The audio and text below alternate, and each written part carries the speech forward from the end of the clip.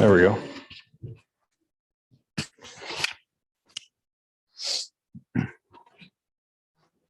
All right. Thought about using it as putting a hard, case on it where it can be pretty much indestructible, because I've got a lot of my technical manuals for equipment on PDF. So it'd be nice to have it in the truck.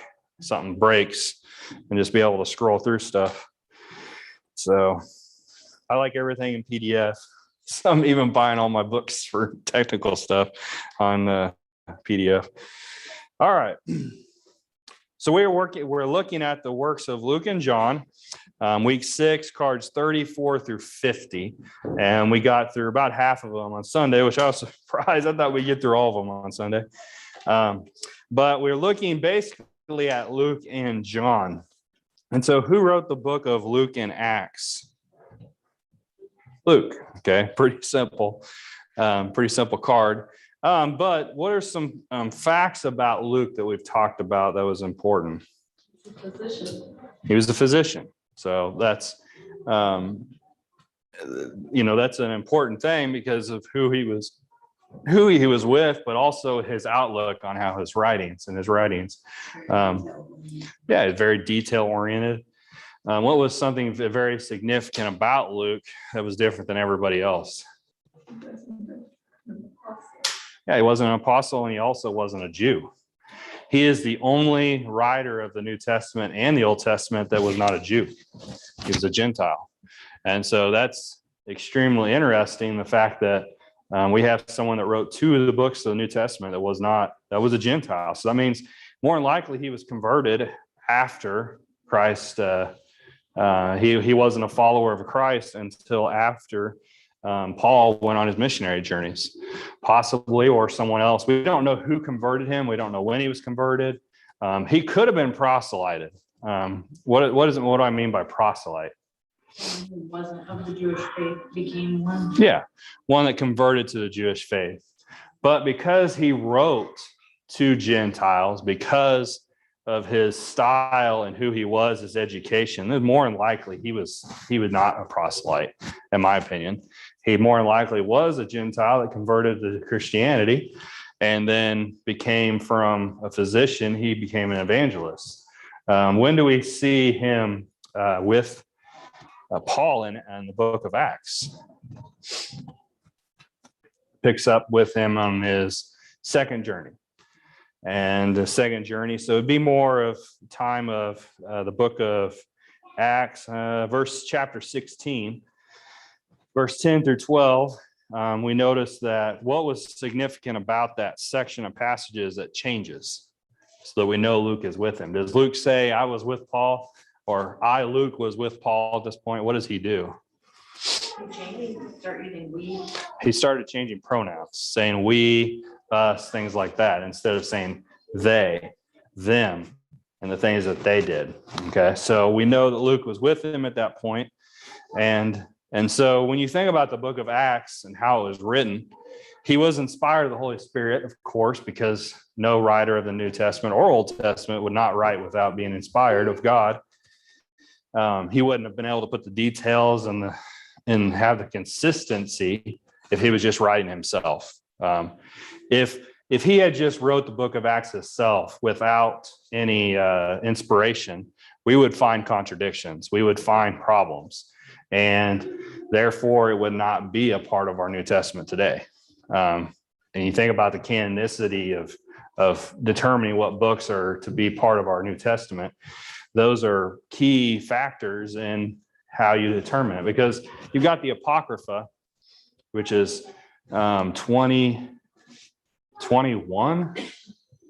There's 21 or 27 books of the Apocrypha.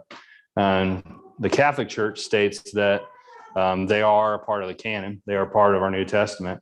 But if you go and actually read them, there's a lot of inconsistencies, there's errors, there's things like that. And so they can't be. And so Luke was inspired, but what was important was he was firsthand there in the book of Acts. Now, was he firsthand witness to the things he wrote about in the book of Luke? No. And even, huh? Yeah, I think he was alive. But he was if he was not a proselyte, he was not anywhere around the area of Israel during the time of Christ. And huh? He was older than Christ? No, he wrote the book of Acts. The book of Acts was written around 58, 60 AD. So he would probably have been younger than Christ, I would say. But I really don't know how old he would have been. He would, I mean, he was inspired. Mhm. There for the birth. We talked about how, he probably sat down and talked, had one-on-one accounts with some of them that were there at the time. Yep, that's right. But being a Gentile, he would not have been in the area of Israel and knowing the events and the things going on. And so to be able to sit down with them, he states that in the first few verses of the book of Luke, that he was speaking to these are the things of the eyewitnesses. And so he sat down and talked to them, and then he was inspired. Yeah. Well, he's got a little different details than Matthew, Mark, and so Mhm. I don't know.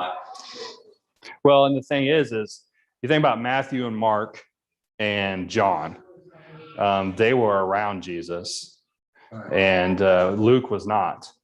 But a lot of the details we find in the book of Luke that are different are focused on his physician side. He spends a lot of time, we looked at some examples, but he spends a lot of time looking at miracles that focused on diseases and things like that were medical, because he was a physician. And then you get into the crucifixion, and he is the one that mentions the facts about how Jesus, the things that was going on, like the blood in his sweat and the things like that. None of the other ones mention that. But as a physician, he's going to think about those kind of things when he hears them. And then, of course, the Holy Spirit's going to take all of that and put it together and help him to frame the book that he wrote. Because he was inspired. There was no way he could have wrote the book of Luke without being inspired, because there would be inconsistencies, there would be errors. I mean, that's just the way it is.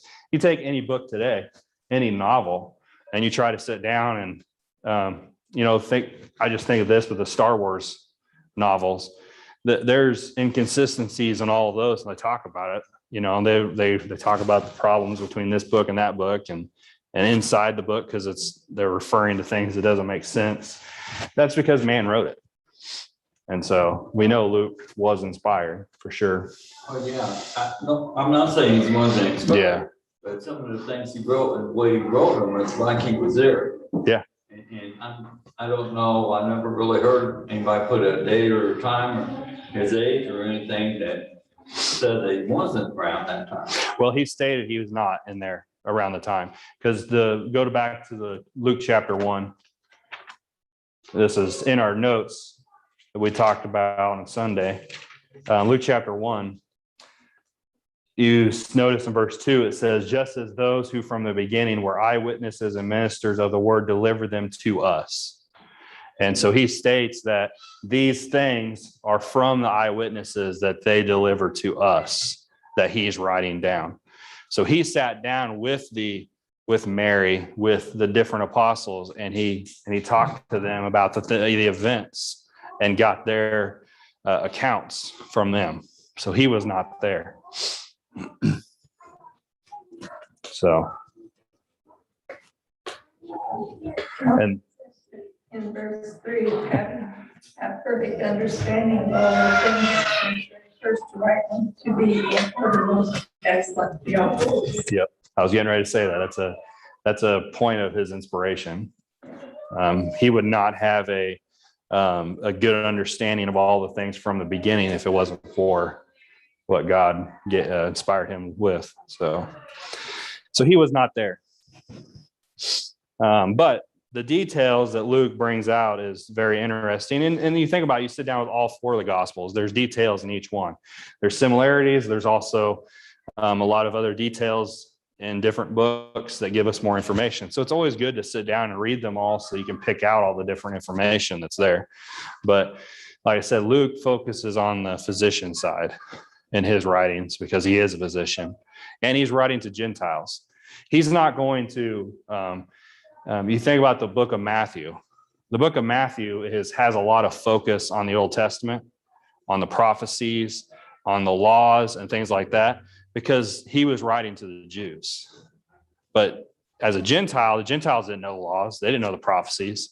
So he spent time talking about Jesus and his human aspect, his physical life, and how he was God. And so, would be what you would write to Gentiles about. And so, Yes, I just never really put together until you just said that he didn't see Jesus, because I just, in my brain, was in the gospel account, so I just thought he did. yeah, I didn't know that. yep. Yeah, and then, like I said Right, Sunday, it's like right there in the first, I just yeah. glazed over it, I guess. And just like huh? Just assume. Yeah, That was just something that just flew under our brains. It is. And that can happen easily. I mean, just like I said on Sunday, when I was studying before Sunday, I never connected to me that he was the only Gentile that wrote in the New Testament and any of the Bible. And it just hit me. It was like, oh, he's a Gentile. And you just thought all of the writers were Jews. And so it wasn't. It never really sunk in that he didn't see Jesus. I read those verses for 70 years and it never dawned on me that he didn't see Jesus. Yeah. So now, Yeah. And so it just proves his inspiration, as the aspect of his inspiration, but also it shows his hard work.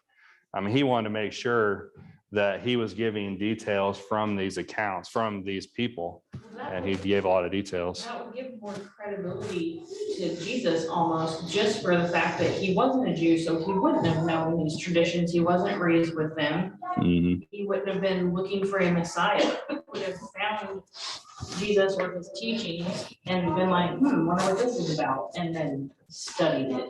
Yeah. So that's a different take on it. You're someone who's totally from outside the system, the Jewish system of faith, learning. Yep. Being a writer, that's pretty cool. Mm-hmm.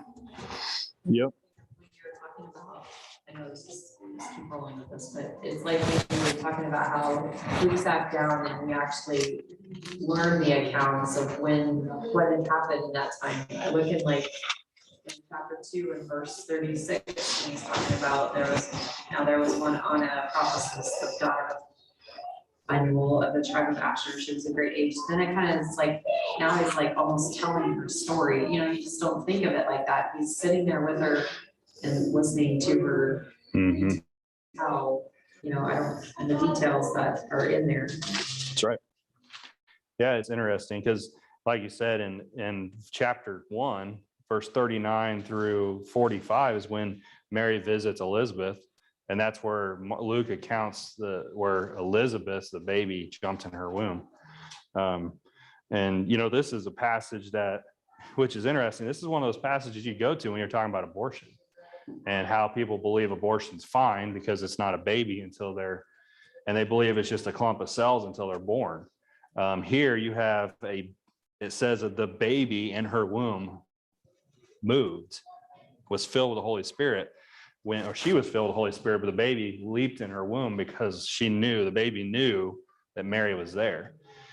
And so you have that aspect, but then you think about who's writing it. He's a physician.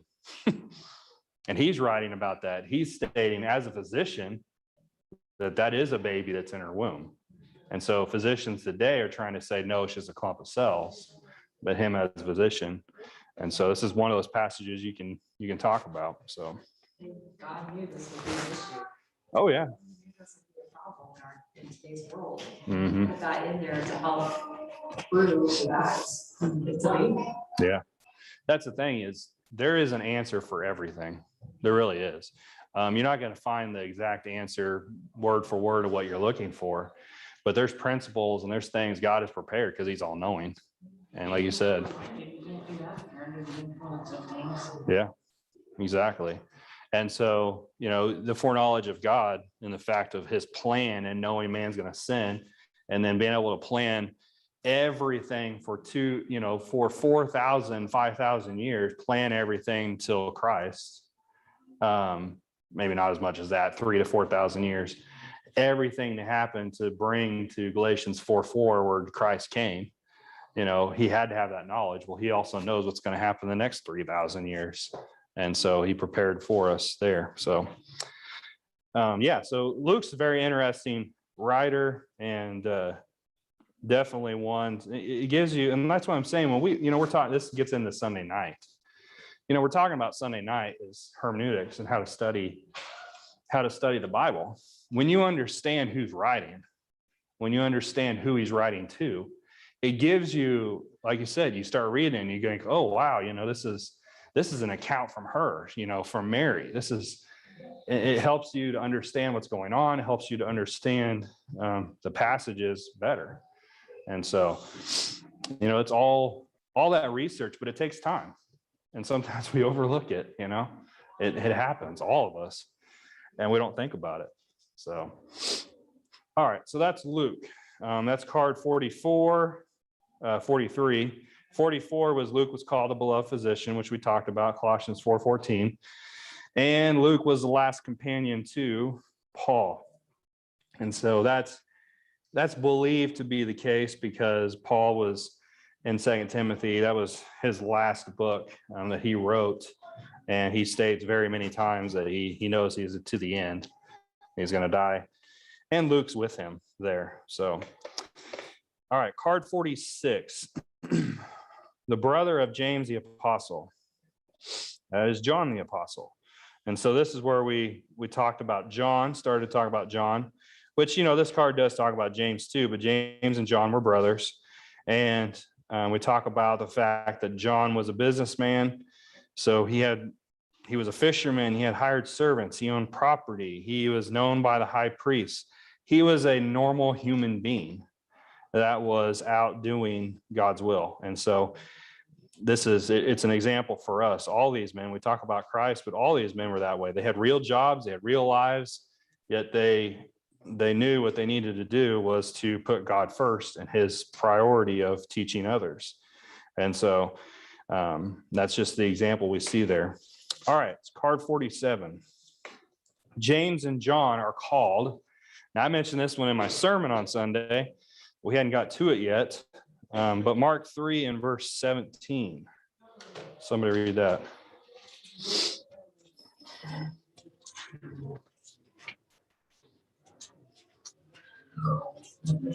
James, the son of Zebedee, and John, the brother of James, to whom he gave the name Boanerges, that is sons of thunder.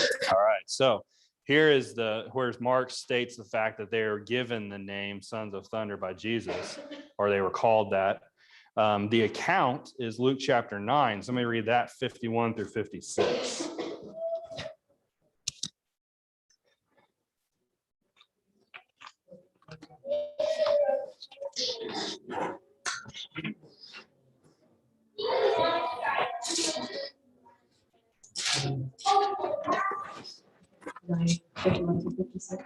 Yeah.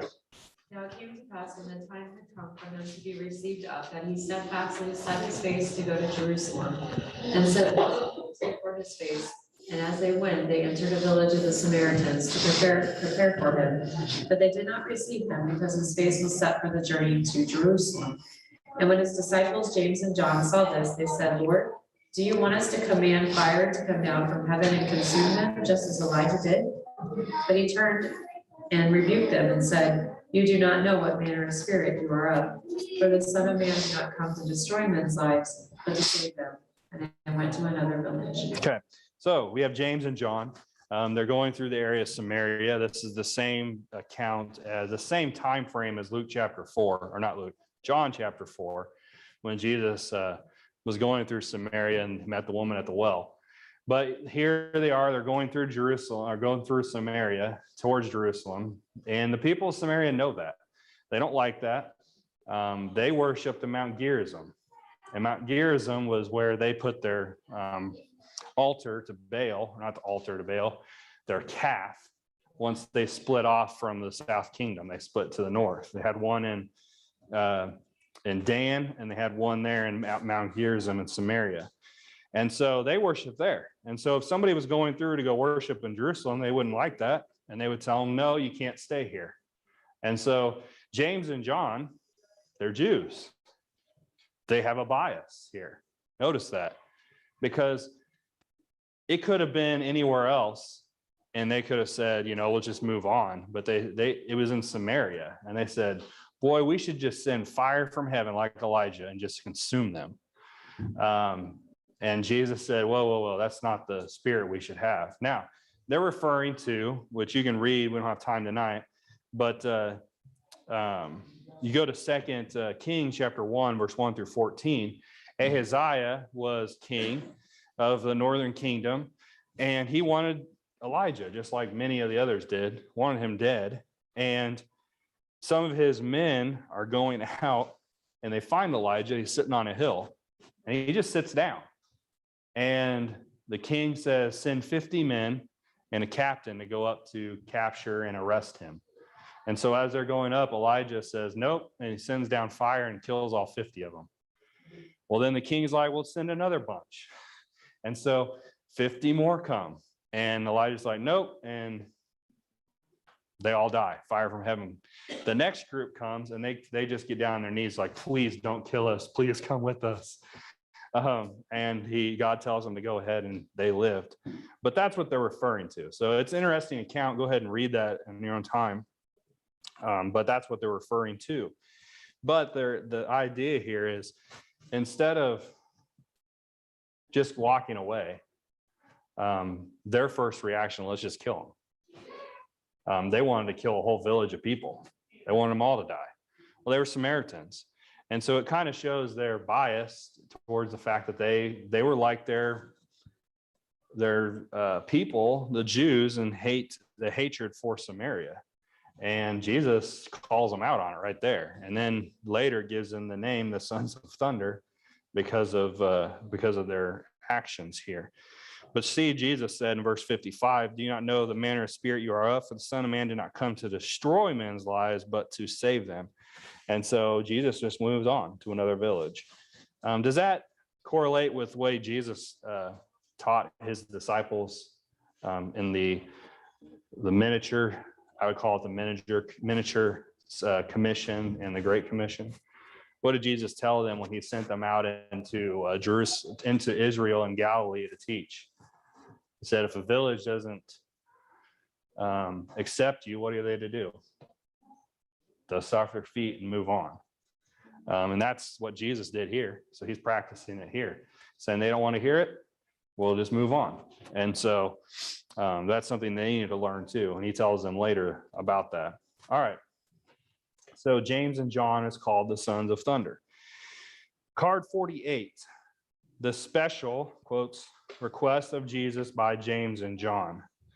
So this comes from Mark chapter 10 and verse 35 through 40.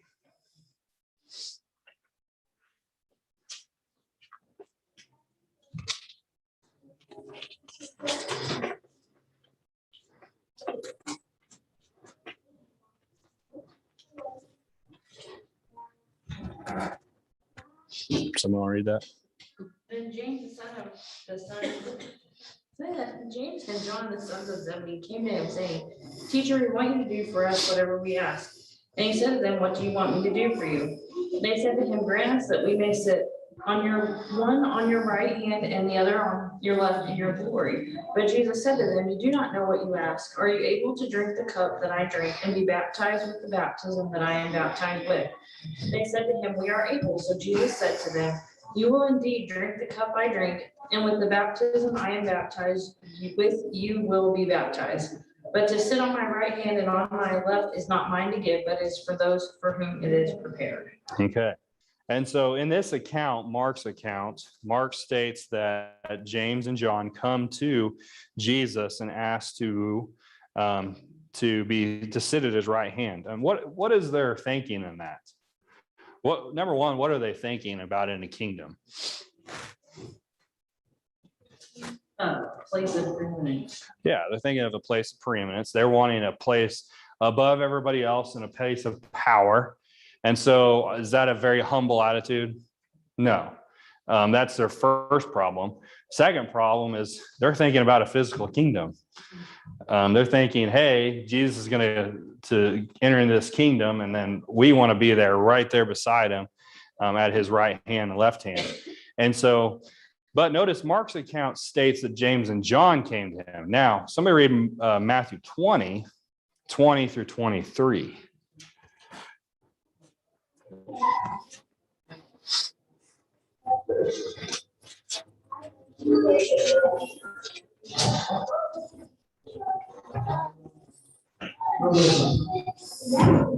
Then the mother of Zebedee's sons came to him with her sons, kneeling down and asking something from him. And he said to her, "What do you wish?" She said to him, "Grant that these two sons of mine may sit, one on your right hand and the other on your left, in your kingdom." But Jesus answered and said, "You do not know what you ask. Are you able to drink the cup that I am about to drink, and be baptized with the baptism that I am baptized with?" And they said to him, "We are able." So he said to them, "You will indeed drink my cup, baptized with the baptism that I am baptized with. But to sit on my right hand and on my left hand is not mine to give, but it is for those whom it is prepared by my Father." Okay, so Matthew records the same account. This is not a different account. This is not saying that here they go and ask, and then they're like, we'll go back to their mom and say, "Mom, come ask for us." This is the same account, but you're going to have more details. Remember, we talked about the fact that there's more details in the different accounts. Here's one of those examples. Mark, the book of Mark is a very shortened version of the gospel. You can read it fairly quickly. You can get most of the life of Christ in that. But he doesn't state that James and John's mother came and asked too, that she was with them. But Matthew says that. And so who was James and John's mother? We talked about her a minute last week or on Sunday. Salome. So we talked about Salome and the fact that she's mentioned in a couple other places, but and as one that followed Jesus. But here we have extra details. And so it's not a contradiction. Some people would go to this passage and say, well, that's a contradiction. But Jesus' answer to them in verse 39 of Mark chapter 10 is the same answer that he gives to them in the book of Matthew. It's just Matthew states their mother came with them. And she's asking along with them, "Hey, won't you have my sons? Let's have them." So James and John, it's a way of, so how do some kids do that? They want to get something out of their parents. They have somebody else go ask. They're asking through that person. That's exactly what Matthew shows. They're asking through their mother. And Mark states that it was James and John that was asking too. So, okay, so we get that detail. But the point of this is we're getting a picture of James and John and their attitude, that they want power, they want position. And go ahead. So then then the mom probably had either the same understanding or the same attitude because she went along with it. Yeah. Talking them out of it. She wanted her, because she was a follower of Christ too, which we see with these other passages. So she wanted to make sure her sons had a position of power too. Because in a sense, then she can say, my sons are in this powerful position in the kingdom. She understood that it was going to be a physical kingdom, or she just was kind of arrogant. I think it's probably both. And the fact that she was not humble also, and she didn't understand. And honestly, none of them really fully understood what Jesus was talking about a kingdom until the Holy Spirit fell upon them in Acts chapter 2. Then they understood, because everything was revealed to them at that point. But Jesus here is talking to them. He's telling them they need to be humble. And so if you go back to Mark chapter 10, and you start in verse 41, Jesus gives them an answer that they need to think about. It says that when the 10 heard it, they began to be greatly displeased with James and John.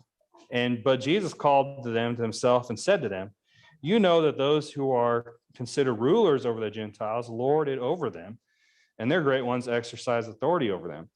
Yet it shall not be so among you.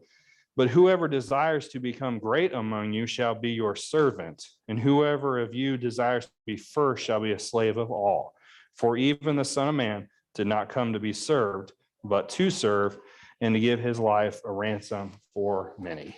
So Jesus gives them a lesson in humility.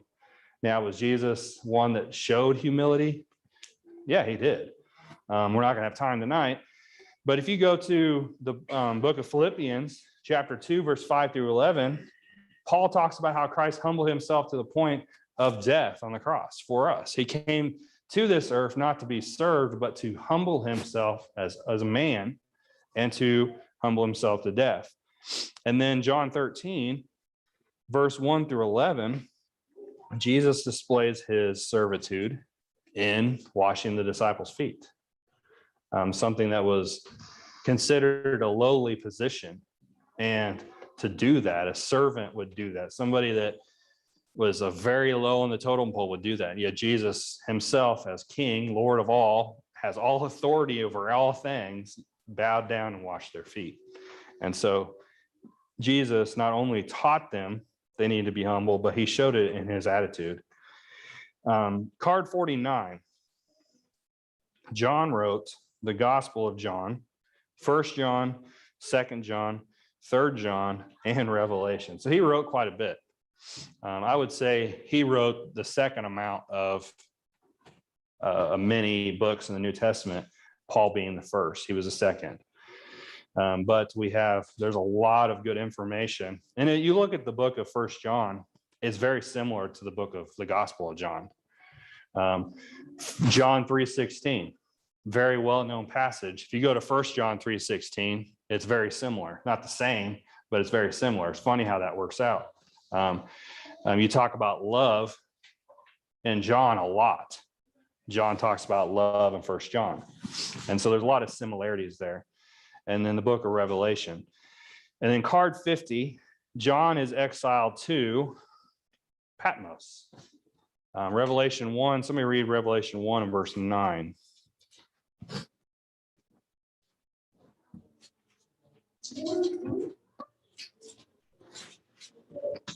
I, John, both your brother and companion in the tribulation and kingdom and patience of Jesus Christ, was on the island that is called Patmos for the word of God and for the testimony of Jesus Christ. Okay, Patmos. So Patmos is in the Aegean Sea. And so the Aegean Sea would be this area between Macedonia, Achaia, so this is Greece, and Asia Minor, this is Europe now.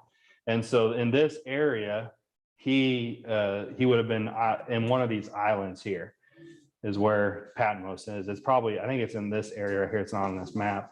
But what's interesting, all of these islands through this area here are all owned by Greece even today. There's islands where you could almost walk across the water because the water is real shallow to the mainland of Asia, and it's still owned by Greece. So Greece owns all of the islands out in that area, but that's where he was exiled to. During that time, I can never say his name, Domitian or Domitian. He was one of the Caesars of Rome. One of his practices was to banish a person from their homeland. And that's what he did with John. And so it is said by tradition that before John was put on the island that he was boiled in tar. And so his skin was, think about hot tar being poured all over you. And so that's what happened to him before he was exiled to Patmos. And then tradition says that he was released from Patmos later on in his life and died a natural death. And it's stated that John was the only apostle to die of a natural death. That's all history. We don't have any records of the New Testament that tell us how each one died, but that's what tradition says. But he was exiled, and if you go to the island of Patmos today, there's no trees on the island. It's very barren, and it's also a very big tourist trap because they think they know what cave he was in that he he wrote the book of Revelation from, and they've got a shrine there and all this stuff. So, but those are our cards this week, and we'll pick up not Sunday. So Sunday class, we'll all be here together, and Wednesday also. So, all right, thank you guys for your time. We won't be doing cards next week. Nope.